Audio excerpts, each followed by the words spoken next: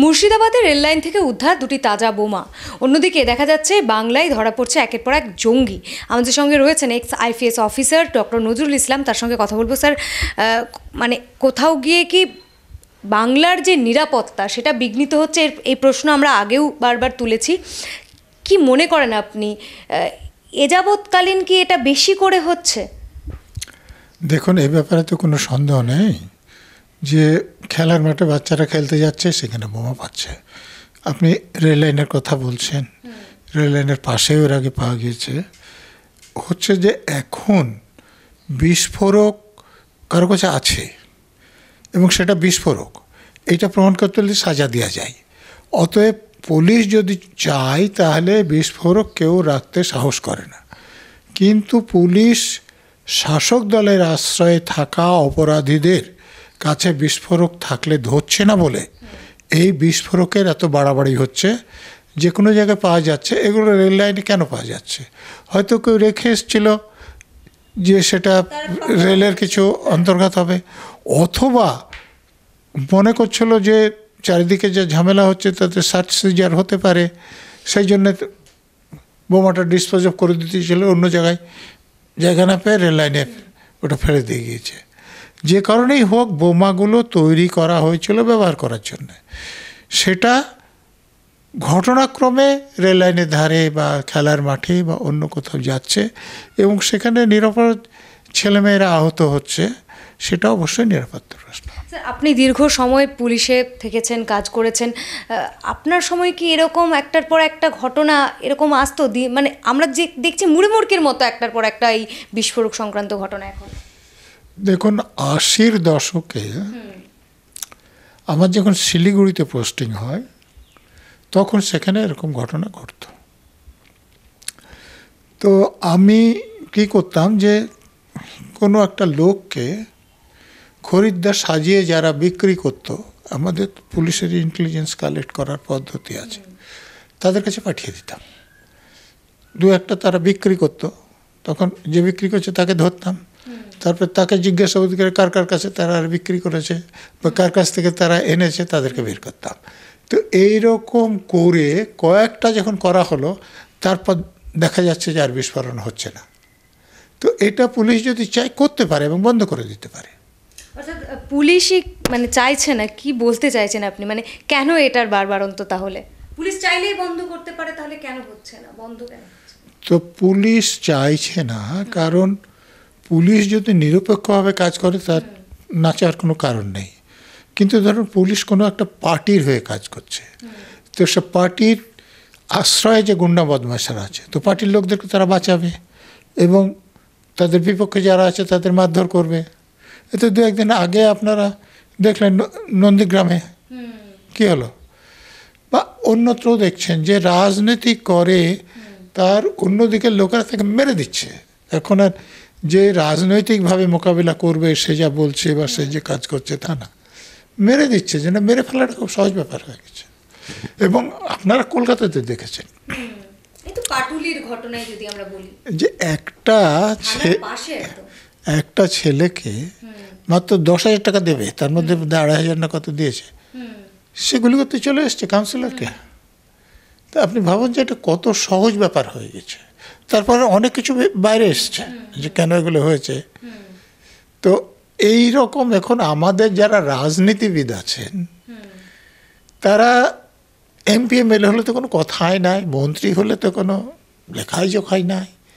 যদি কোনো পঞ্চায়েত সমিতির সদস্য হন বা কাউন্সিলর হন বা কোনো বুথ সভাপতি হন, তাহলে তার বাড়ি দেখবেন প্রাসাদ, গাড়ি দেখবেন বহুমূল্য, এবং তাদের কাছে ওরকম কয়েকজন গুন্ডা বদমাশ আছে, তাদের কাছে বেআইনি আর্মস আছে, তাদের কাছে বিস্ফোরক আছে। তো এইটা পুলিশের লোকদের পক্ষে নিয়ন্ত্রণ করা সম্ভব হচ্ছে না, যেহেতু শাসক দলের লোকদের মদত আছে। এর ফলে অবস্থাটা খারাপ হয়েছে। স্যার, আপনার কথার মাঝে আমি বলে ফেলছিলাম যে পাটুলির কথা, একদম থানার পাশেই পাওয়া গিয়েছিল একটি ছেলে, সে আহতও হয়েছিল এই ঘটনায়। থানার পাশ থেকে যদি এরকমভাবে মানে খেলার মাঠে যদি বোমা উদ্ধার হয়, এতদিন আমরা দেখছিলাম যে মুর্শিদাবাদ এবং দক্ষিণ চব্বিশ পরগনা বিভিন্ন জেলার যে গ্রামে এরকম জায়গায় আমরা বোমা উদ্ধার হতে দেখেছি, কিন্তু এবার দেখা যাচ্ছে একদম তো শহরাঞ্চলের মধ্যেই, মানে কতটা উত্তেজনার এটা! কোথাও গিয়ে আমাদের সুরক্ষা, আমাদের নিরাপত্তা নিয়ে প্রশ্ন উঠে যায়। দেখুন, অপরাধীরা যদি থানার লোকদের সঙ্গে চা খান এবং পুলিশের লোকেরা তাদেরকে দেখতে না পান, তাহলে থানার কাছে বিস্ফোরক পাওয়া যায়, তা আপনারা আশ্চর্য হচ্ছেন কেন? এটা খুবই স্বাভাবিক ব্যাপার। অপরাধীরা তো পুলিশের বন্ধু। ভদ্র লোকদের এখন থানায় যেতে ভয় করে যে কি ব্যবহার করবে, সম্মান নিয়ে ফেরে যাবে কিনা। গুন্ডা বদমাশরা থানায় যেতে ভয় করে না, তারা সেখানে সম্মানীয় অতিথি, তারা সেখানে নির্ভয়ে যায়, সেখান থেকে নির্ভয়ে ফেরে। আচ্ছা নজরুলবাবু, আমি প্রথমেই জঙ্গি প্রসঙ্গটাও তুলছিলাম যে একের পর এক জঙ্গি ধরা পড়ছে। একদিকে আমরা দেখছি বাংলাদেশ ইস্যুতে তোলপাড়, সেই দিক থেকে একাধিক হুমকি, তার মাঝে একের পর এক জঙ্গি ধরা পড়া। কোনো কি যোগ সাজস আপনি বুঝতে পারছেন? আপনার কি মনে হয় এই বিষয়গুলো কোথাও গিয়ে কি কোনো সম্পর্কযুক্ত হতে পারে? মানে বাংলাদেশের গণ্ডগোলের সঙ্গে জঙ্গি ধরা পড়া? দেখুন, বাংলাদেশে যখন গণ্ডগোল হয়নি তখনও এখানে জঙ্গি ধরা পড়েছে। কারণ যারা সন্ত্রাসবাদী কার্যকলাপ চালাতে চায় তারা তখনও করেছে। তো এখন বাংলাদেশে যে ঝামেলা হচ্ছে তাতে তাদের কাজ করার সুবিধাটা একটু বেশি, তো সেই জন্য এখন হয়তো একটু বেশি ধরা পড়ছে। কিন্তু যারা কার্যকলাপ চালাতে চায় তারা সবসময়ই করে, এখন বেশি করছে। প্রশাসনের উচিত তাদেরকে চিহ্নিত করে তাদের বিরুদ্ধে ব্যবস্থা নেওয়া।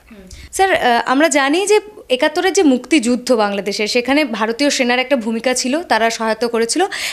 এখন দেখা যাচ্ছে যে বাংলাদেশ পাক সেনার সহায়তা চাইছে। পাক সেনার বিরুদ্ধেই তো লড়াইটা তখন ছিল। এখন পাক সেনা বাংলাদেশে এসে পৌঁছচ্ছে এবং তারা বাংলাদেশের সেনাকে ট্রেনিং দেবে। দেখুন, যখন মুক্তিযুদ্ধ চলছে তখন সে দেশের সব লোক কি মুক্তিযুদ্ধে অংশগ্রহণ করেছিলেন? অনেকেই করেননি।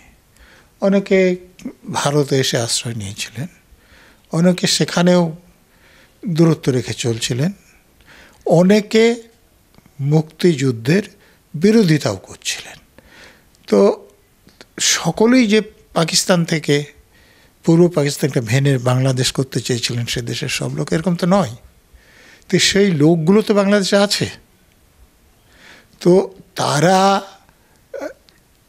যদি ক্ষমতায় আসে তো তারা ভারতের থেকে সম্পর্ক খারাপ করে পাকিস্তানের সঙ্গে সম্পর্ক ভালো করবে, এটা কোনো আশ্চর্য হওয়ার মতো ঘটনা নয়।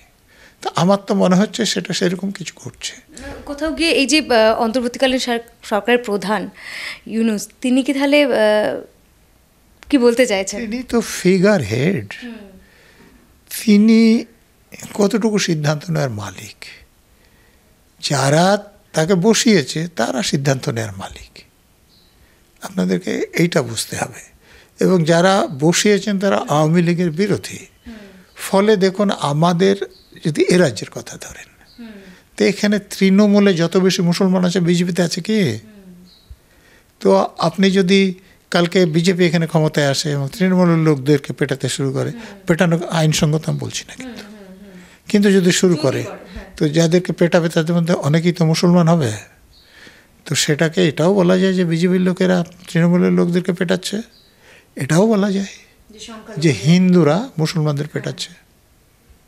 তো বাংলাদেশে যেটা আমাদের এখানে গণমাধ্যমে দেখানো হচ্ছে যে হিন্দুদের উপর মুসলমানরা অত্যাচার করছে, হিন্দুদের উপর মুসলমানদের অত্যাচার একদম নেই আমি বলছি না, কিন্তু সবটাই হিন্দুদের উপর মুসলমানদের অত্যাচার নয়, অনেকটাই আছে আওয়ামী লীগের উপর তার বিরোধীদের অত্যাচারও আছে। স্যার, এই যে পাক সেনা এবং বাংলাদেশি সেনার কোথাও গিয়ে একজোট হয়ে প্রস্তুতি নেওয়া, এটা কি ভারতের জন্য কোনোভাবে চিন্তার? দেখুন, ভারতীয় সেনাবাহিনী পাকিস্তান এবং বাংলাদেশের মিলিত বাহিনী থেকে অনেক বেশি শক্তিশালী, তো সেই দিয়ে থ্রেটের কোনো কারণ নেই। কিন্তু ধরুন বাংলাদেশের সঙ্গে ভারতের যদি সম্পর্ক খারাপ হয়, তাহলে চীন বা এরকম কোনো দেশ তাদেরকে সমর্থন করবেন এটা তো বলা যায় না। সেই জন্য দেখবেন যে আমাদের দেশের যারা পররাষ্ট্র বিভাগের কথা বলছেন তারা খুব সাবধানে কথাবার্তা বলছেন, বা বাংলাদেশে যারাই ক্ষমতা থাকে তাদের সঙ্গে সম্পর্ক খারাপ করতে চাইছেন না। এখানে যারা মানুষ আছেন বোঝেন না, তারা অনেক মন্তব্য করছেন, বলছেন যে ইন্দিরা গান্ধী তো কদিনে গিয়ে সব ধরে টরে নিয়ে এসেছিলেন, সরকার কেন করছে না। কিন্তু এ সরকার এটা তো ভাবতে হবে যে ওখানে কিছু একটা মিলিটারি হস্তক্ষেপ করে দিলাম, বাংলাদেশের সঙ্গে শত্রুতা আরও বেড়ে গেল, তখন চীন বা এরকম দেশ যদি তাদেরকে সঙ্গে হাত মেলায় তাহলে সেটা ভারতের পক্ষে কাম্য হবে না। তো পুরো উত্তর পূর্ব ভারতের জন্য তো মানে সুরক্ষার জন্য তো একটা চিন্তার, কারণ আমরা জানি যে চিকেন স্নেক শিলিগুড়ি করিডোর দিয়ে পুরোটা মানে পুরো সম্পূর্ণ ভারতের সঙ্গে যুক্ত উত্তর পূর্ব ভারত। আর ইতিমধ্যেই যদি পাক সেনা এবং বাংলাদেশি সেনা তার একজোট হয়ে প্রস্তুতি নেয়, কোথাও গিয়ে উত্তর পূর্ব ভারতের সুরক্ষা নিয়ে একটা প্রশ্ন উঠে যায়, মানে দুশ্চিন্তার কারণ হয়ে দাঁড়ায়। বাংলাদেশি সেনা কিছু করতে পারবে না। আচ্ছা, চিকেন নেকে আমি শিলিগুড়িতে পোস্টিং ছিল, আমাদের সেনাবাহিনী, আর্মি এবং এয়ারফোর্স এবং প্যারামিলিটারি ইউনিট, এসএসবি এরকম ফোর্স মানে যথেষ্ট পরিমাণে আছে, এবং দরকার হলে আমাদের মেশিনারি সেনাবাহিনী যেটা আছে সেটা খুব তাড়াতাড়ি সেখানে হস্তক্ষেপ করতে পারবে, এবং বাংলাদেশের সেনাবাহিনী পাকিস্তানের সেনাবাহিনী কিছু করতে পারবে না। তাহলে 71 সালেই তারা করে দিত। চিকেন স্নেক অনেক বেশি সুরক্ষিত, অনেক বেশি সুরক্ষিত বলছি মানে আমাদের দেশের সেনাবাহিনী এটা সুরক্ষিত রেখেছেন, এবং সেটা পাকিস্তান বা বাংলাদেশের বাহিনী মিলে এটা কিছু করতে পারবে না। কিন্তু যদি চীন বা রাশিয়া বা ইউএসের মতো কোনো দেশ করে তাহলে তখন ভারতের পক্ষে চিন্তার কারণ আছে। এখন এই চীন বা রাশিয়া বা ইউএসও যে হঠাৎ করে ভারতকে পরাজিত করে দেবে এরকম অবস্থা নেই, কিন্তু এটা তো মানতে হবে যে তাদের কাছে যে অত্যাধুনিক বিমান বাহিনী আছে সেইটা চিন্তার কারণ হতে পারে।